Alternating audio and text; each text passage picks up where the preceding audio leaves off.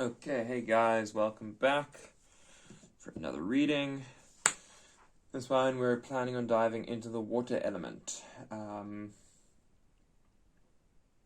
just take a moment, take a deep breath in with me, and out, and in,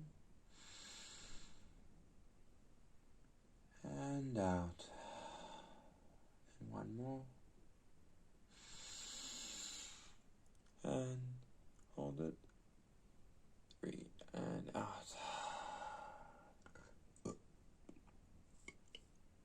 Oh, okay guys, so intention with this reading is to help us connect deeply to our own waters, to the waters in our body, the waters in life, the waters of our consciousness, and to really actually start awakening the current of life that's moving, that's been fast moving, that in some ways society disconnects us from, so that we can actually then reconnect to who and what we are, on a cellular, genetic, vibrational piece and part.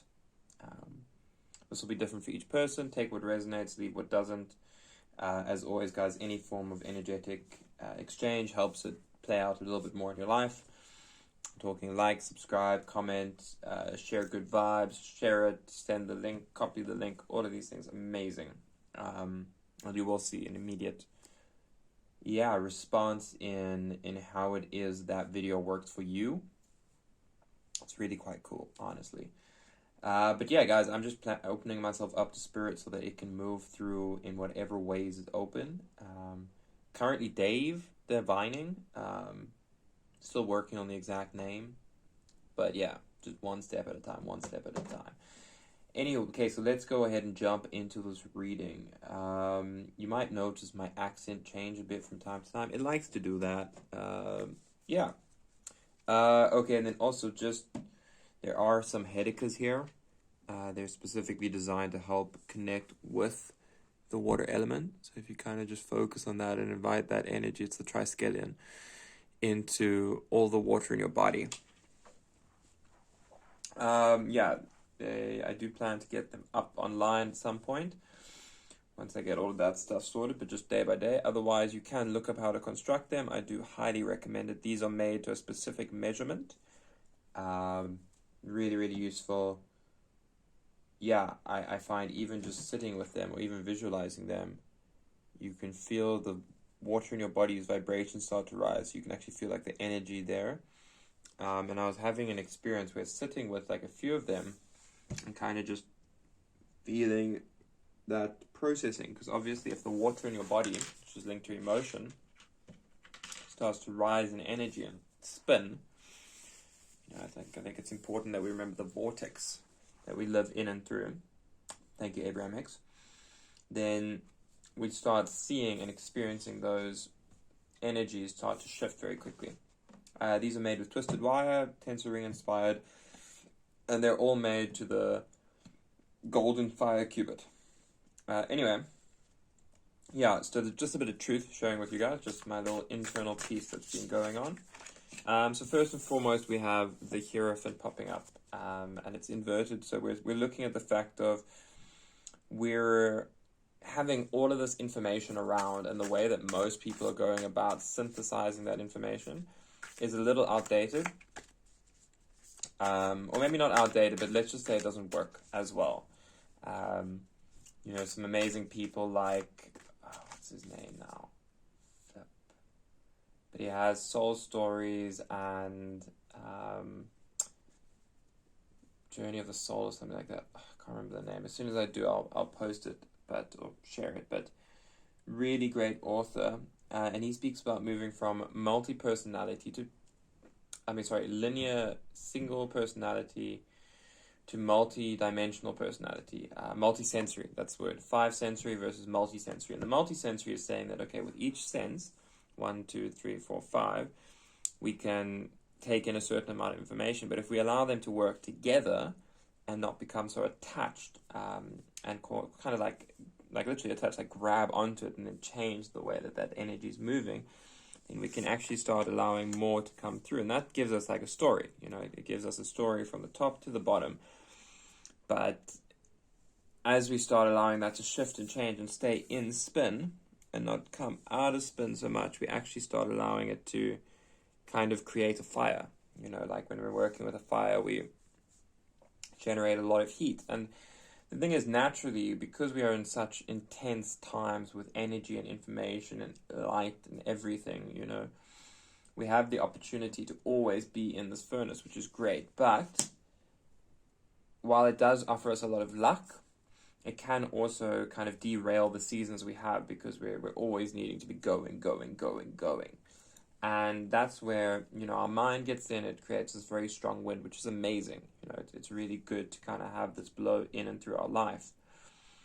And as we do so, we start allowing ourselves to really be present and find the value that's always there. But it does take a certain romanticism with life, where it is whatever's happening is happening for you, through you, and in your highest alignment. And it's this sort of passion that really helps us keep moving forward. But it does come with, the deep waters, the emotion, the God, what is moving in my life? And maybe that person isn't speaking to me, but maybe as opposed to seeing it as this, oh my God, I can actually just be like, what, I can surrender into serendipity and allow myself to be my own best friend, so that I'm not going to accept some love from others that is minimal or marginalized or just not as good as I'll give my goddamn self. You deserve to have the highest frequency within you and for you. And sometimes this might come with a certain level of isolation, but it's also a case of these times of solitude serve us in aligning with ourselves, because then it means that we're not just, going out and doing what everyone else is doing for the sake of it, but we're actually making sure to find that internal fire, an internal spark, and also letting others teach us that, teach us okay, well, how deeply can we go with that? And giving respect for that path. But that respect also then comes with a certain level of what's not working, for them, for me, for everyone. And respectfully knowing that I need to learn how to first exist in my environment. How can I make sure my home is clean and tidy and decluttered, and what is it that I can do as a piece of releasing the attachments and bringing a level of peace into those spaces, and also peace with the release. Peace is twofold, because it's one hand being allowing yourself to release the attachments, but also knowing how to actually let go of them internally. Letting go of things is great, but unless we have done the inner work to allow those people, those places, and those events to actually move past, we are continuously reaping it because we keep planting it. So, this journey is unique to each person, honestly. And it does come over time and in a way that's slow, but it's almost finding a way to also know that spirit always has your back. Something that you feel you might need from someone, let's say a cable or whatever, if that cable doesn't have good energy, you are allowed to let it go. I'm not saying just throw it in the bin, donate it, give it to, whatever space and whatever charity works for you, but you don't need to keep holding on to that just because of the pragmatics of, oh, this thing needs to be held because of X, Y, and Z, we live in a far more high energized state at our core, and it's really just allowing ourselves to come back to that truth, because we have divorced ourselves a lot from our truth, and it creates a lot of suffering. The suffering is one that is tribal in a sense, but we have in some way attached to it to create it as a personal suffering. The suffering of all people is my suffering as well. So it's within my best interest to pray or meditate or visualize or manifest or know that we are in unity and we are working together, and to look to observe that situation and that fact, and actually then go ahead and say, you know what, I'm done. I'm done creating this narrative of pain and hurt and fear and anger, and I completely acknowledge that it exists. I am in zero space, time, or anything saying that it's not happening, but I choose and continue to choose and ask to align with the way that I may be able to serve as a catalyst for there to be peace all along this world. for us to all find the humanity within one another and live in unity, in a connected reality and connected world, so that we are able to actually see what we might be able to do as consciousness. And this is, the inspiration point. And it's a case of the isolation we allow ourselves to exist in and through to also be inspired to action.